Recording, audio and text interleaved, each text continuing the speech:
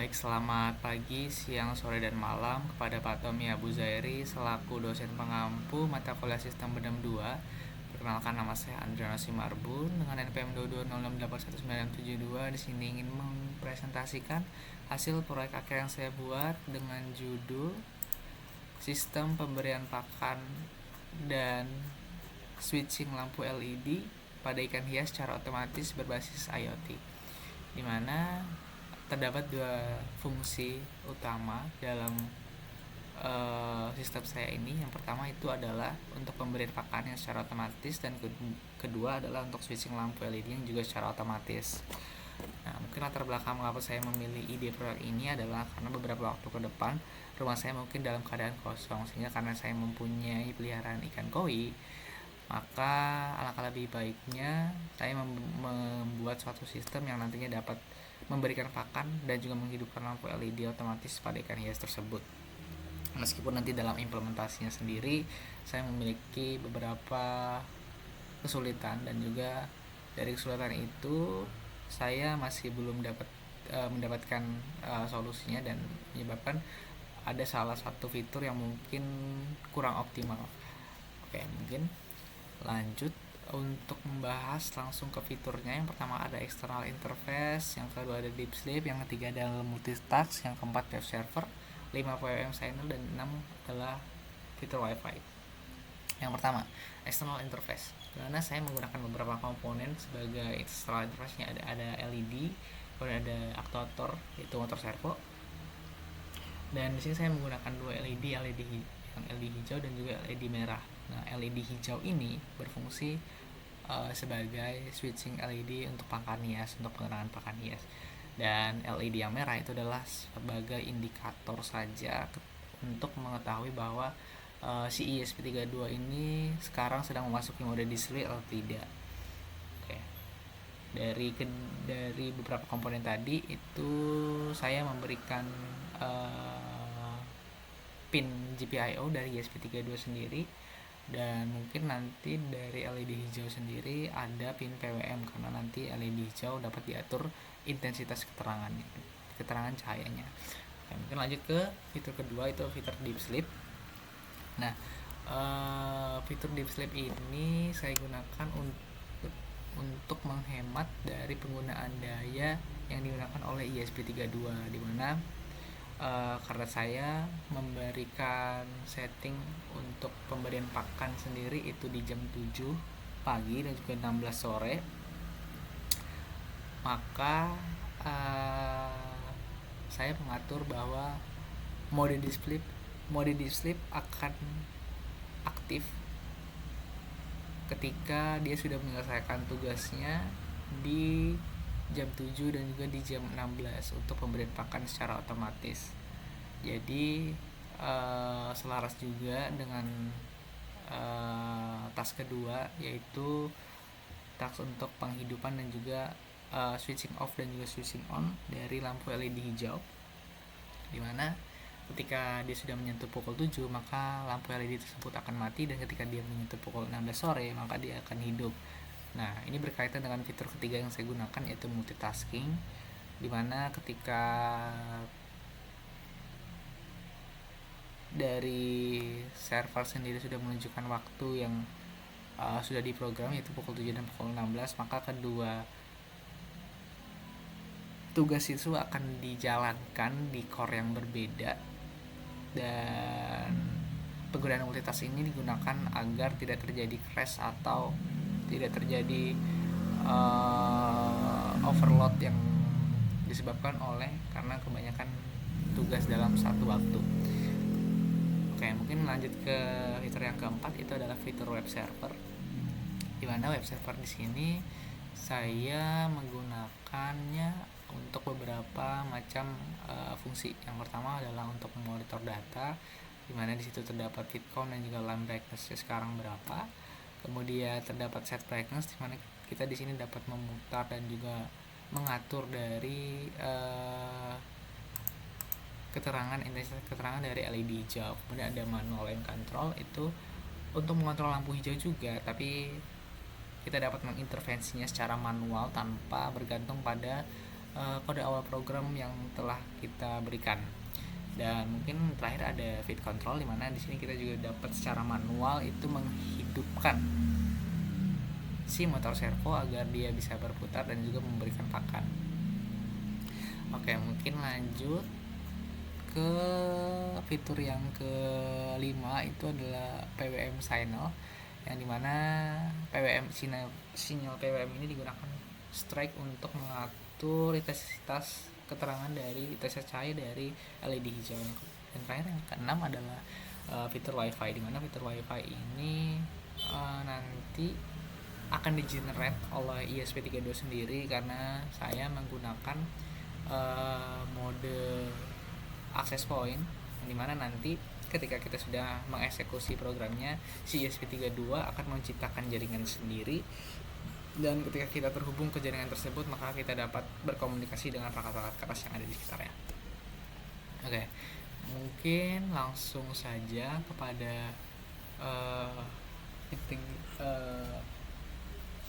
demonstrasi dari proyek yang saya buat. Mungkin ini dapat dilihat proyek saya. Oke, dan di sini saya tunjukkan kodenya dan kita coba untuk upload terlebih dahulu. Nah, mungkin ini beberapa jika dilihat secara fisik tampilan dari proyek yang saya buat. Sini mungkin yang saya sebutkan tadi ada kayu sebagai penyangganya, di sini ada botol untuk menampung dari pakannya, yang mungkin pakannya belum saya masukkan ya. Di sini juga ada katup untuk menutup dan membuka agar pakannya nanti bisa turun ya. Dan pembukaan penutupnya itu hanya selama 1 detik, karena ini menimbang dari lumayan besar juga, jadi supaya dia tidak langsung buyar ke bawah. Dan untuk mengatasi hal itu sebenarnya saya berpikir bahwa tidak perlu langsung dari bawah, dan kalau misalkan dari bawah itu memang rentan terjadi kemacetan ketika mungkin si servo ini terbuka. Maka ketika kita memberikan servo yang di agak ke dalam, tidak terlalu di ujung ditutup, maka dia lebih bisa beradaptasi dengan ketika si pakannya itu mulai turun. Jadi dia seperti menggelinding dengan mengikuti bentuk dari tutupnya ini.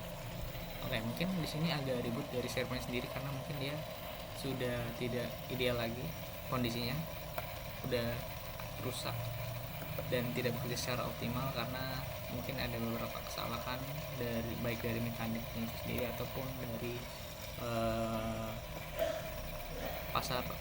dari sistem pabriknya sendiri. Oke, mungkin langsung saja kita lihat di sini untuk wifi-nya mungkin sudah tergenerate ya. Sini dapat kita lihat bahwa ada Fishfarm AP, kita koneksikan. Oke, sudah terkoneksi dan kita lihat IP address-nya sendiri. Kita coba copy, kita akses. Oke, tampilan akan seperti ini. Dan mungkin sesuai dengan yang saya presentasikan tadi, di sini kita dapat melihat bahwa ada tombol feed control, di mana di sini kita dapat secara manual menghidupkan si motor servo. Dan saya akan tunjukkan ketika kita pencet dan buka secara 1 detik, dan ketika kita selesaikan konten akan bertambah. Jadi bitcoinnya sudah sekali, dan ketika kita mau coba lagi akan membuka secara 1 detik dan bitcoinnya akan bertambah menjadi 2 kali. Nah, dan sini ada kontrol manual dari lampu LED hijau. Ketika kita pencet turn on lamp maka dia akan hidup. Oke, ketika kita turn off maka dia akan mati. Jadi ketika kita set brightness-nya menjadi full 100% set brightness, dan ketika kita hidupkan lagi maka dia akan menjadi sedikit lebih terang, karena defaultnya tadi adalah 75%. Nah, mungkin untuk validasinya itu dapat dilihat bahwa di sini ketika kita menggunakan intervensi manual dari web server sendiri, dia telah memberikan output seperti ini. Dan ternyata benar bahwa apa yang telah kita intervensikan di web server tadi, ketika kita melihat di serial monitor, itu benar bahwa apa yang kita lakukan itu memang yang dilakukan di program tersebut. Nah, mungkin salah satu hal yang membuat saya agak kecewa adalah karena fitur dari DeepSleep sendiri yang saya berikan secara otomatis itu masih belum dapat berfungsi secara optimal. Nah, ketika dilihat di sini kan ada fungsi untuk memberikan pakan, dimana ketika dia menunjukkan pukul 7.00 dan juga 16.00 maka dia akan hidup atau si motor servo ini akan bergerak. Dan juga untuk task kedua adalah ketika menyentuh jam 7 dan juga jam 16 sore, maka dia juga akan secara otomatis itu menghidupkan lampu LED hijaunya. Nah, oke, mungkin saya ingin menjelaskan tentang deep sleep, di mana deep sleep tersebut awalnya itu saya definisikan untuk tidak secara langsung aktif ketika saya mengeksekusi program. Yang mana di sini kalau bisa dilihat itu saya menggunakan satu push button. Mungkin saya lupa tadi. Push button ini adalah untuk mengatur si ESP32 ini supaya dia dalam kondisi deep sleep atau tidak. Jadi secara default ketika kita mengeksekusi program dia tidak akan masuk secara otomatis ke deep sleep. Namun ketika kita memencet tombol button ini, maka dia akan secara otomatis entering deep sleep mode. Nah, dan dapat dilihat juga bahwa motor servonya ini dari yang awalnya tadi reboot sekarang nggak reboot lagi, karena dari SP3 sendiri telah mematikan beberapa fungsi-fungsinya, sehingga beberapa perangkat-perangkat yang terhubung terhadap dia itu tidak berfungsi lagi atau sementara di pause begitu.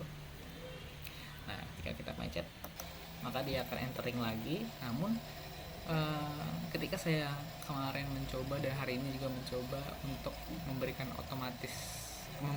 untuk men-trigger si motor servo dan juga LED hijau ini untuk secara otomatis bisa terbuka dan juga hidup atau mati di jam 7 dan jam 16, itu dia tidak bisa karena pembacaan dari waktu yang dibaca oleh library NTP itu tidak bekerja secara optimal, dan pembacaannya tidak seperti dengan waktu yang sekarang, malah menunjukkan bahwa itu Januari 1970. Dan saya sudah mencari ke beberapa literatur dan sampai sekarang dari beberapa hal yang saya coba itu tetap tidak bisa, dan mungkin itu yang menjadikan proyek akhir saya ini memiliki kelemahan dalam fitur digital sendiri. Meskipun tadi ketika kita mengintegrasikan si push button dia tetap bisa mati kayak gitu. Oke, mungkin segitu aja presentasi dari saya, kurang lebihnya mohon maaf Pak.